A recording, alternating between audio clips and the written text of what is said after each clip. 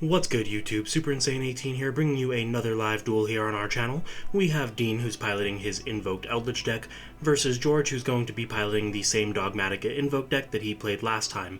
We're going to go ahead, they're going to open up with their hands, and before looking at them, go ahead and roll the dice. George gets a 7, and Dean outshines it with his 11, and he is going to opt to go first. Now, they do take quite a while here to actually get started. You know, we're all friends, we're just kind of messing around with each other. So I'm going to go ahead and take this time to remind you, go ahead and hit that like button, make sure that you subscribe, and if you have any suggestions for decks that you want to see, go ahead and leave them in the comment section down below. So, we're going to see here, again, they're taking a little bit of time to start. Dean's going to open up by normal summoning the Alistair, activating its effect to search Invocation from his deck. George doesn't have any responses, so it resolves with no issue.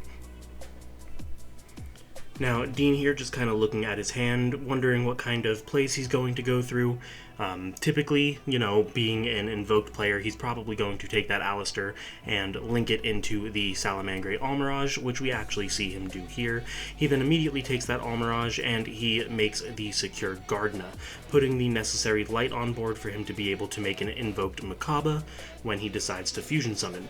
And that's exactly what he's going to do, activating the invocation, banishing the Secure Gardna and the Alistair from grave, putting the Makaba on the field. Now, I do want to apologize for the glare there on the banished cards. That is something that we are working on fixing and should be resolved in the next video if everything goes as planned. Now, Dean activating the invocation in his grave, shuffling it back into the deck and adding the Alistair to his hand, then opts to set 2 cards and pass his turn over to George. Now, George is going to draw for turn here, and he's actually going to open up his turn with a copy of the Magical Meltdown. Now, this will add the Alistair from his deck to his hand, Dean checking to see if he has any sort of interruption. He could also negate with the Makaba, but it looks like he's opting not to, allowing George to add the copy of Alistair to his hand. Now, George is going to mull over the plays that he has, look at the cards in his hand, opting to normal summon the Alistair and activate the effect, which Dean will opt to negate with his Makaba, discarding the Apprentice Illusion Magician he has in his hand. This will negate the effect of the Alistair and banish it. Unfortunately for Dean, however, George does actually open up another copy of Alistair, activating the invocation here and using the Alistair from his hand, as well as the Almirage in Dean's grave, to make a copy of Invoked Purgatrio. Now, in response, Dean is going to activate the Huaquero and chain the Scarlet Sanguine.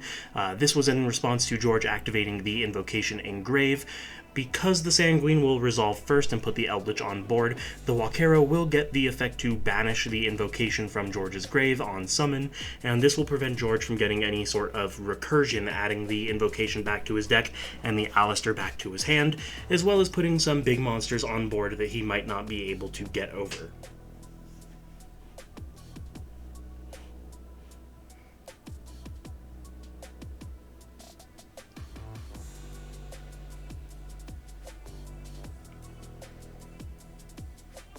Now, we're going to see George activate a copy of Nadir's Servant here.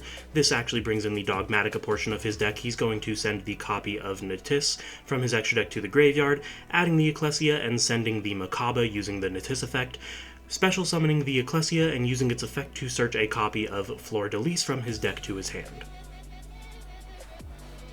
Here he's going to enter battle and swing the Purgatrio into the Golden Lord, activating the 3rd copy of Alistair from his hand. He actually opened all 3 of them. This will allow him to swing for some extra damage, and since he can attack all monsters, it will put Dean down to 51, and the Ecclesia attack will put him down to 36. Proceeding to main phase 2, George is going to set 1 card and pass his turn to Dean.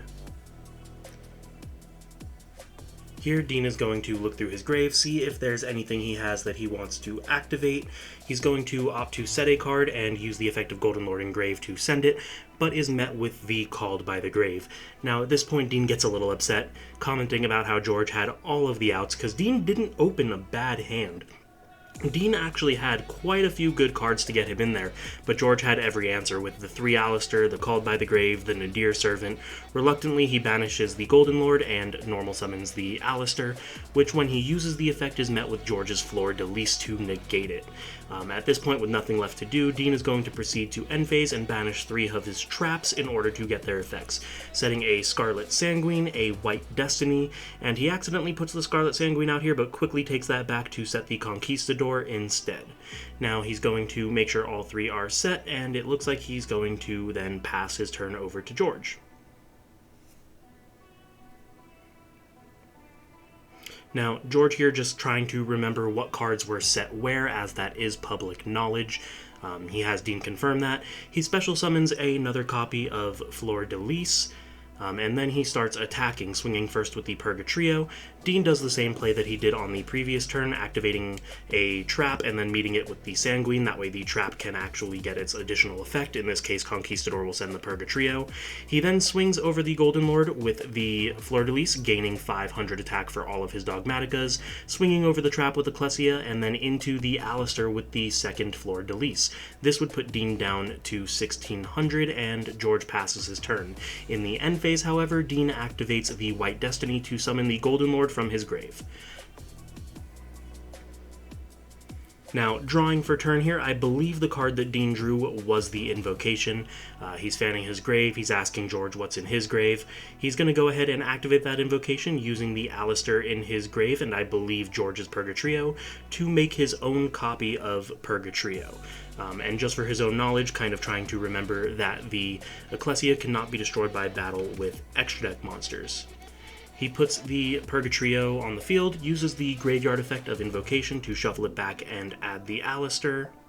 And I believe here he is going to normal summon the Alistair to search back out that copy of Invocation that he just recycled.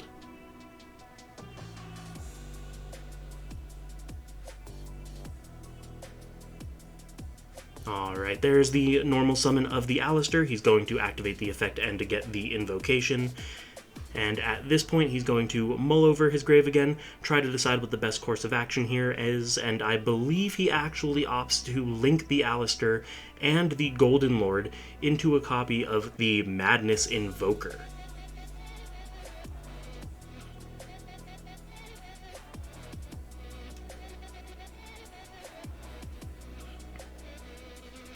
Here comes the Madness Invoker, which he's then going to go ahead and activate his copy of Invocation, banishing the Alistair from his grave and George's copy of Natis from his grave, bringing out the newest Invoked fusion, the Invoked Eldlich.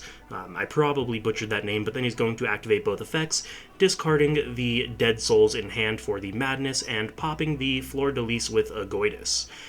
With the effect of the Invoker now resolving, he's going to get a third copy of Invocation and potentially resolve a third fusion summon this turn. Let's see how that plays out.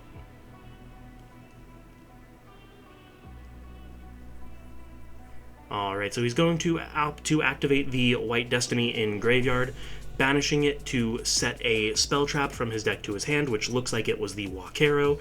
At this point, he's going to then send it to the graveyard to summon out the Golden Lord, putting another big monster on the board. This will actually be his out to the Ecclesia that can't be destroyed. At this point, it looks like he's going to then opt for the third fusion summon, activating the Invocation in his hand, and he's going to banish the Fleur de Lis from George's graveyard and his own Alistair to bring out a copy of Invoked Macabre.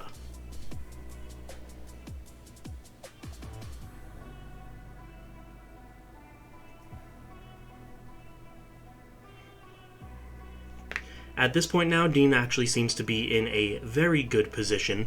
Looks like, he was going to lose this game, but seems to have turned it around with 3 Invocation activations this game. So he's going to start off by using the Eldlich to swing over the Fleur de Lis. I forgot to mention he used the effect earlier to banish the Macabre to gain its attack, then swings over the Ecclesia with the Golden Lord since it is not an extra deck monster, leaving George at 5,000 attack, and with the 2,500 attacks of both Macabre and Purgatrio, it seals the perfect game. George goes ahead and scoops it up, and they are going to move on to Game 2. Alright, now with Game 2 underway, George is going to opt to go first and open up with the Magical Meltdown, searching the copy of Alistair and normal summoning it to get the invocation, but Dean has the Infinite Impermanence to negate its effect. George is going to go ahead and link the Alistair into a copy of Almirage, and then link the Almirage into Secure Gardena, as we saw Dean lead off with last game, and at this point he's going to activate the Ecclesia with an extra deck monster on field, summoning it and using its effect to search, I believe, the Maximus. George doesn't really know what he's getting here. He kind of mulls it over, talking out loud at this point, wondering whether or not he's going to get the Fleur-de-Lis or the Maximus. He actually just recently added the Maximus back into his deck. Kind of forgot that he had it last game, but I think that is the play he's going to go with here. Alright, so we see him add the Maximus, which he is going to then proceed to summon from his hand by banishing the Almirage in his graveyard, activating the Maximus effect, sending both the Shadal Ap Cologne and the Titanclad from his extra deck to the graveyard. That way he's able to activate both of their effects at the appropriate time.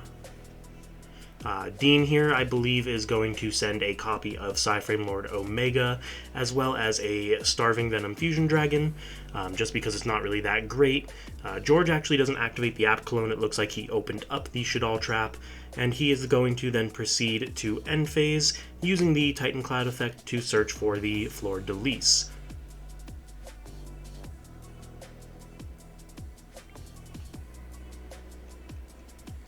He's going to pass his turn to Dean, and it looks like Dean is going to open up his turn using the effect of Psyframe Lord Omega to shuffle itself as well as the Shadal Ap Cologne in George's graveyard to attempt to prevent any sort of fusion summoning.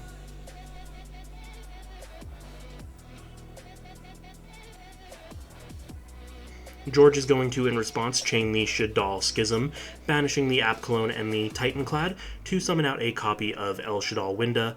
Dean asks me for a ruling here. He wants to make sure that the Omega would still shuffle back. Unfortunately, it does not, because it does specify that both monsters would need to get returned to the extra deck, so the Omega stays there for another turn, and George gets his copy of Winda. Dean is then going to activate the Cursed Eldland, paying 800 life points to search for a Eldlich card. At this point, he searches the Golden Lord. Using the Golden Lord effect, he is going to pitch it with the Black Awakening to send the copy of El Shadal Winda to the graveyard. In response, George is going to chain the Lancia to prevent any sort of banishing for the rest of the turn, turning off all of Dean's spell traps as well as any sort of invoked cards he may have.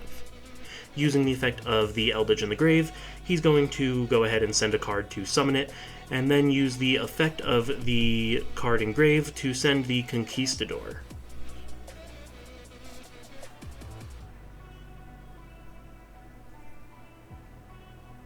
At this point, I believe Dean is going to enter battle, swinging over the Secure Gardena, forgetting that the Maximus is once per turn, opting then to tell George he messed up and should have instead attacked the Maximus. After swinging into the Gardena and dealing no damage, he sets 2 and passes his turn. Actually, instead of passing, he's going to opt to activate the Invocation. Forgetting about Lancia, George quickly reminds him, and Dean takes it back. Now, George is going to begin here by normal summoning Alistair and activating the effect to search the Invocation. Dean does not have a response, so the Invocation is added and is activated. At this point, he is going to then banish the Omega for a summon of the Macabre. Dean is going to activate a card here. It looks like it's Huaquero, banishing the Invocation from the grave because he controls the Eldritch. Instead, George is going to activate the Shadal Schism, summoning out the Construct, sending the Eldritch to the grave. That way he is not on field at resolution, preventing the Invocation from getting banished. This allows George to continue with the effect, adding it back to the deck and adding the Alistair to hand. Moving everything into attack position, he's going to start swinging. Oh, actually, it looks like he summons out the Fleur-de-Lis first. Is this going to be just flat out game? He's going to swing over the Huaquero, or with the Construct, immediately sending it to grave. And it looks like he's going to activate the Sanguine met with an Ash Blossom, and Dean Scoops sealing Game 2. And that brings us to Game 3 here, where Dean is going to start off by normal summoning a copy of Alistair, using its effect to search for Invocation. George does not have a response, so he successfully adds it, and then Link summons the Alistair into a copy of Almirage, and immediately turns the Almirage into Secure Gardna, the same play that we've been seeing for this entire match. With the Secure Gardna on the field, he's going to activate the Invocation, but George has a copy of Artifact Lancia to prevent any sort of banishing, meaning that the Invocation will resolve without an effect. Now, Dean doesn't really have much left that he can do at this point. We can see his hand, it looks like he has a Cosmic Cyclone and maybe another trap to set. Thinking about what cards he wants to put down before passing, looks like he's going to change his mind a little bit, but ultimately he's going to end up setting the 2 cards that we see him holding and passing his turn over to George. Let's see what happens from here. George is going to draw for turn, and he's going to take a moment to look through his hand. He does have a couple different plays that he can make here, maybe just trying to decide what's the best. It looks like he pulls out a copy of Terraforming from the middle of his hand, so he's probably going to elect to search for the Magical Meltdown, which we see here he actually is going to activate that Terraforming. Dean does not have a response, so he successfully adds the Meltdown to his hand. And then upon adding the Meltdown, he actually tells Dean that he is going straight to Battle Phase. So this does reveal that he has a copy of Evenly Matched in his hand. I'm not sure why he would have used the Terraforming first instead of just using the Evenly Matched. Maybe he was trying to bait some sort of interruption, maybe if he has an Alistair already, or if he has another Meltdown already. It could have definitely been a play to see if his back row was anything that could stop it. Dean is going to banish the Secure Gardna and one of his back row, and George activates the Magical Meltdown, searching the copy of Alistair. It looks like Dean does not have a response to this.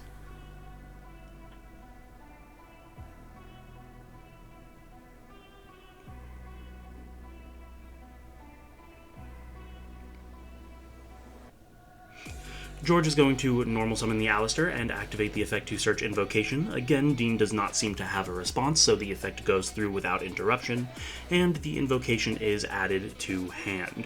George asks Dean what's in his graveyard, so he fans it, and we can see the Almirage and the Alistair in there already.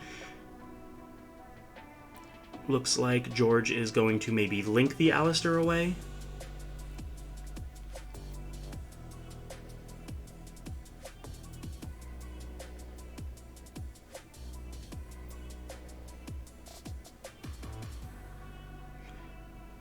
Not quite sure what he's thinking here. He does seem to be taking quite a bit of time, even when sped up, to think about his next course of action here.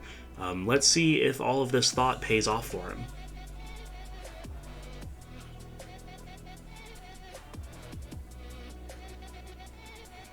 Alright, so George does opt to link into the Almirage and then the Secure Gardna, activating his own copy of Invocation, banishing the Lancia he has in grave and the Alistair, putting the Makaba on board. Using the Invocation's graveyard effect, he's going to shuffle it back into the deck and add the Alistair to hand.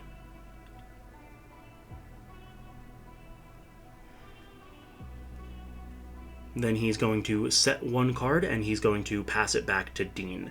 Dean is going to draw for turn, and he's going to start off by using a Eldlich in his hand, I believe, if my memory recalls.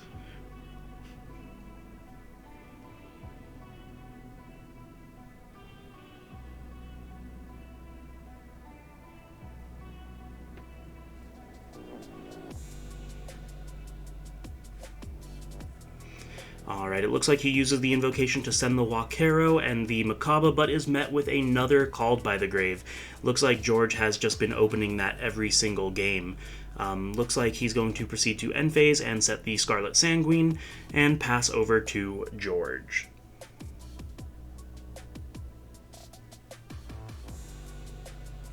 George is going to normal summon another copy of Alistair the Invoker, likely the same one he added back last turn, using its effect to get the Invocation, and it looks like he is just immediately activating it, banishing Dean's Almirage and his own Alistair to bring out an Invoked Purgatrio. He's going to use the Invocation effect to shuffle it back into the deck and add the Alistair back to his hand. Then he's going to activate another copy of Magical Meltdown to grab another Alistair. So this confirms what we were thinking at the beginning of him already having it in hand, unless he drew it for turn. And here he's going to summon the Fleur-de-Lis, not using the effect to negate because he does not have another Dogmatika on field. He enters battle and declares his attack with the Fleur-de-Lis. Dean activates a Conquistador, which George chains a Cosmic Cyclone, putting him down to 7,000 but eliminating the threat of a potential pop. Knowing that the Scarlet Sanguine is also face down, had Dean chained it and got the Conquistador to summon, he would have been able to destroy one of George's monsters. This is going to put Dean down to 5,000 life points, and George swings with the Secure Gardna. Dean activates a copy of Scarlet Sanguine to summon a Golden Lord from his deck. The Secure Gardna does not have enough tack to get over that, and so he does not redeclare, instead opting to attack the Golden Lord with the Purgatrio, in damage step activating the Alistair from his hand to boost its attack. Now, here there is going to be a lot of conversation and discussion, a lot of thought as to what Dean wants to do. He does have the Eldlich counter trap face down, and he's unsure if he uses it, whether or not the Purgatrio will be able to redeclare. Because it is damage step and the counter trap would be removing it, he doesn't know if the attack technically went through or not. I rule it that it would not go through and that George would be able to redeclare. Dean just does show us here that he has the counter trap to kind of let me understand what's going on, because I didn't know what the face down card was at the time. After giving him the ruling, he just lets it go through, leaves the counter trap set, and the Purgatrio destroys the Eldlich, and this puts Dean at 4,100 life points. And after swinging with the Macabre, Dean will be left with only 1,600 life points left. Here George decides to, I believe, pass over to Dean, and Dean draws for turn. The card that he drew was the Magician Souls. He's going to summon it off of its effect by sending the Apprentice Illusion Magician to the graveyard, and here he's debating on whether or not he wants to use the Souls effect for 1 or 2. He does have an Eldritch Trap in his grave, which he's going to banish to set a card. It looks like he set the Huaquero. He's going to use it to send the Huaquero. And here's, like I said, that decision where he has to decide whether he's using 1 or 2. He ends up using 2, but is negated off the Macabre, forgetting that the Alistair was in George's hand. This is a game for Dean, and he's going to scoop. Here they kind of have a discussion that Dean should have only used the effect for 1, but George ultimately reveals that there was an Ash Blossom at the top of his deck to prevent any sort of plays with Scarlet Sanguine, and that wraps up Game 3.